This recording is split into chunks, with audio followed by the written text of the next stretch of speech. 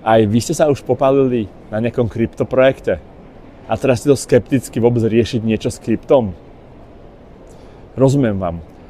Dosť veľa mojich kamarátov sa tiež takto popálilo, skúšali všetko možné, len nie Bitcoin a po 5-6 rokoch, keď sa ich spýtam, ako to majú, povedia raz hore, raz dole. Proste nejaký ten altcoin im vyjde, druhý nevyjde, tým pádom buď sú na nule, ale veľa ľudí je v mínuse.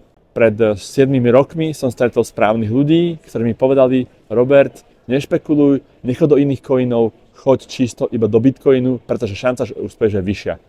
A mali pravdu. Naozaj za tých 7 rokov to zhodnotilo asi cca 7-násobne. Že iné kryptoprojekty na 99% nevídu. No Bitcoin je s nami už 17. rok.